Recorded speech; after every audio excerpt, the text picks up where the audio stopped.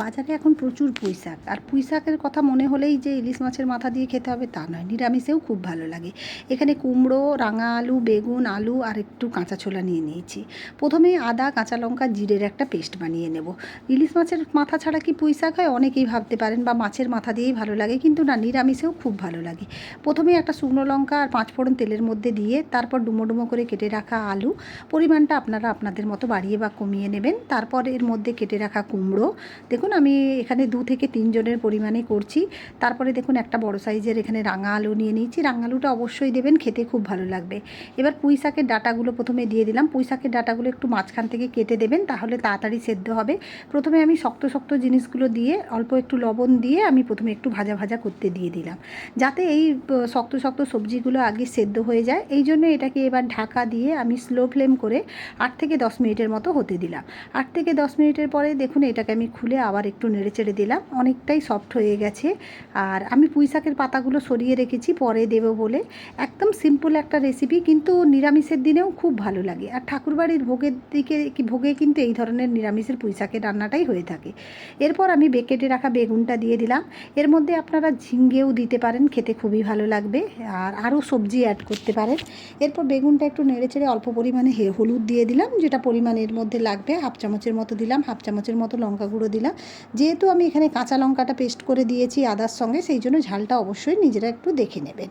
তারপর এখানে আমি আদা, কাঁচা লঙ্কার যে পেস্টটা, জিরের পেস্টটা করে রেখেছিলাম, পেস্টটা প্রায় 2 চামচের মতো ভরে ভরে দিয়ে দিলাম। দিয়ে ভালো করে সব মশলাগুলো কষিয়ে নেব এর সঙ্গে, সবজির সঙ্গে, যাতে কাঁচা গন্ধটা চলে যায় তখন পর্যন্ত একটু কষিয়ে নেব। আবার একটু নেড়ে চেড়ে দেবো, এইভাবে একটু নেড়ে চেড়ে কাঁচা গন্ধটা যাওয়া পর্যন্ত এটাকে একটু কষিয়ে নেব। তারপর দেখুন ওপর থেকে আমি পুঁই শাকের পাতাগুলো দিয়ে দিলাম। পুঁই শাকের পাতাগুলো আগে দেওয়ার দরকার নেই, কারণ ওই শক্ত সবজিগুলো সেদ্ধ করার জন্যই দিয়েছিলাম।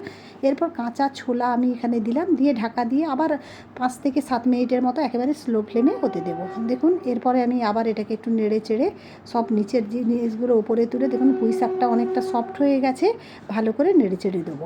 এইভাবে একবার বানিয়ে দেখুন, খেতে খুবই সুস্বাদু হয়। আর যারা বানায় তারা তো জানে এর স্বাদ কী।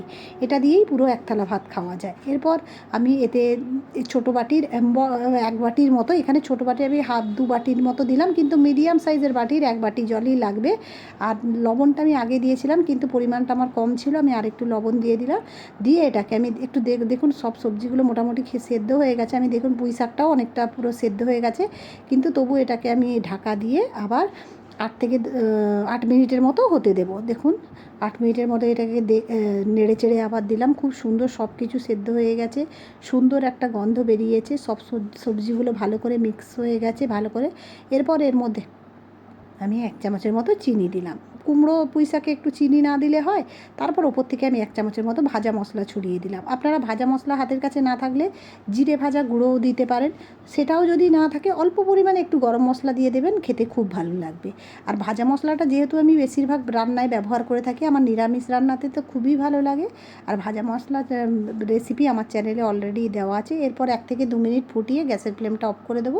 চলুন তাহলে গরমা গরম সার্ভ করে দেওয়া যাক। আপনাদের কেমন লাগলো আমার এই সিম্পল রেসিপিটা? যদি ভালো লেগে থাকে অবশ্যই কমেন্ট করে জানাবেন।